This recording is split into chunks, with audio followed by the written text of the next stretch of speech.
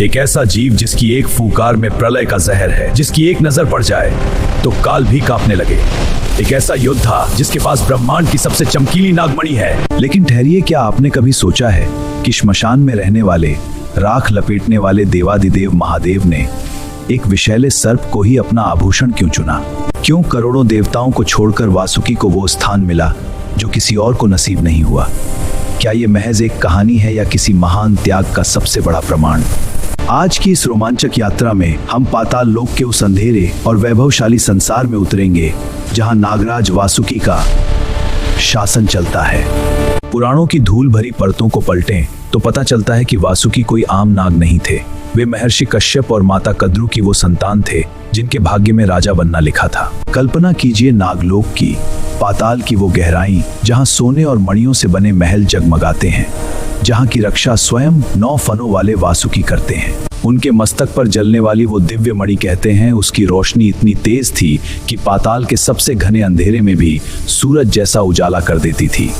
पर सवाल ये है कि जिसके पास इतना वैभव हो, जो नागों का सम्राट हो, वो आखिर क्यों एक अघोरी योगी जो उसे गले में लिपटने के लिए गुफाओं तक खींच लाई? हजारों साल, जी हाँ हजारों साल, वासुकी ने हिमालय की उन गुफाओं में तपस्या की जहां हवा भी जम जाती है, हड्डियों को गला देने वाली बर्फ गिरी, पर वासुकी पत्थर बन चुके थे। न भोजन न जल, बस अंतर्मन में गूंजता एक ही महामंत्र, ओम नमः शिवाय। क्या आप सोच सकते हैं कि एक नाग के अंदर इतनी इच्छा शक्ति कहां से आई? आखिर वो क्या देखना चाहते थे? और फिर एक दिन वो हुआ जिससे पूरा ब्रह्मांड हिल उठा। अचानक गुफा की दीवारों से दिव्य प्रकाश फूटने लगा। साक्षात महादेव जटाओं में गंगा और माथे पर चंद्रमा लिए वासुकी के सामने खड़े थे। उनकी आंखों में वो करुणा थी जो सिर्फ एक भक्त ही महसूस कर सकता है। वासुकी, उठो, तुम्हारी इस अड़िग तपस्या ने आज कैलाश को भी पिघला दिया है।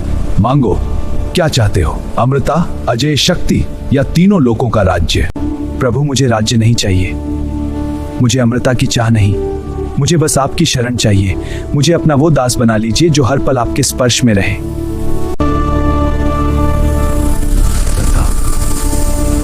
आज से तुम मेरे गले का हार बनोगे, तुम मेरे श्रृंगार हो, तुम मेरे रक्षक हो। लेकिन दोस्तों, ये तो बस शुरुआत थी। शिव के गले में स्थान पाना तो वासुकी की पहली परीक्षा थी। असली परीक्षा तो तब शुरू हुई जब समुद्र की लहरों से हलाहल नाम का कालकूट विष निकला, वो जहर जो महादेव के गले में था और वासुकी उस गले से लिपटे थे। क्या हुआ होगा उस वक्त वासुकी का? क्या वे उस जहर की तपन सह पाए? और समुद्र मंथन में जब उनका शरीर रस्सी की तरह इस्तेमाल हुआ तो क्या उनके घावों ने उन्हें तोड़ दिया? ये सब जानेंगे हम अगले भाग में, क्योंकि वासुकी की असली गाथा तो अब शुरू होती है। महादेव के गले का आभूषण बनना तो बस एक शुरुआत थी। असली परीक्षा तो उस दिन हुई जब पूरे ब्रह्मांड का भाग्य एक नाग के शरीर पर टिक गया। कल्पना कीजिए, एक तरफ देवता हैं, दूसरी तरफ महाशक्तिशाली असुर, बीच में है क्षीर सागर और मशाल मंद्राचल पर्वत। लेकिन इस पर्वत को घुमाने के लिए रस्सी कहाँ है? कोई साधारण रस्सी इस पर्वत का भार नहीं सह सकती थी। तब ब्रह्मा जी की नजर पड़ी नागराज वासुकी पर। हे नागराज, सृष्टि को अमृत चाहिए और आपके बिना ये मंथन असंभव है। क्या आप सोच सकते हैं? वासुकी जानते थे कि इस काम में क्या होगा। पर्वत का हजारों टन भार उनकी पीठ पर होगा। एक तरफ से देवता खींचेंगे, दूसरी तरफ से दैत्य। उनका मांस फटेगा, हड्डियां चटकेंगी और जहर बाहर उबलेगा। मंथन शुरू हुआ। मंद्राचल पर्वत घूमने लगा। वासुकी का शरीर पर्वत से लिपटा हुआ था। देवताओं ने पूंछ पकड़ी और असुरों ने फन सिर की तरफ। जैसे जैसे रफ्तार बढ़ी, वासुकी का दर्द असहनीय हो गया। पर्वत की रगड़ के नीले पानी को लाल करने लगी। लेकिन वासुकी ने अपना मुंह नहीं खोला। तभी विष्णु जी की एक चाल ने खेल बदल दिया। असुरों को सिर की तरफ खड़ा किया था। मंथन की गर्मी और दर्द से वासुकी के मुख से, लेकिन वासुदेव का त्याग देवताओं के लिए अमृत का रास्ता साफ कर रहा था। लेकिन असली प्रलय तो अब आने वाली थी। अचानक समुद्र की गहराई से कुछ ऐसा निकला जिसने अमृत की उम्मीद को मौत के खौफ में बदल दिया। वो था हलाहल, ऐसा महाविष जिसकी एक बूंद पूरी सृष्टि को राख कर सकती थी। पूरी दुनिया जलने लगी। वासुकी, जो अभी भी पर्वत से लिपटे थे, उस जहर की तपन को सबसे करीब से महसूस कर रहे थे। उनका नीला शरीर काला पड़ने लगा।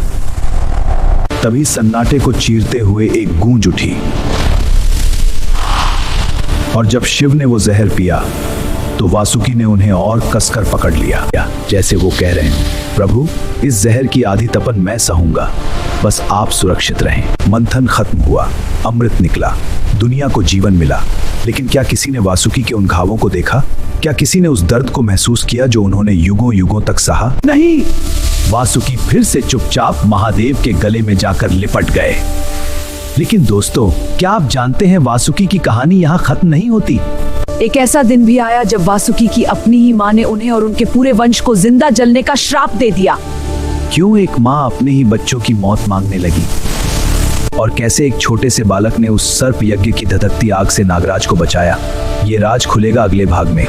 क्या आप तैयार हैं उस खौफनाक यज्ञ की कहानी सुनने के लिए?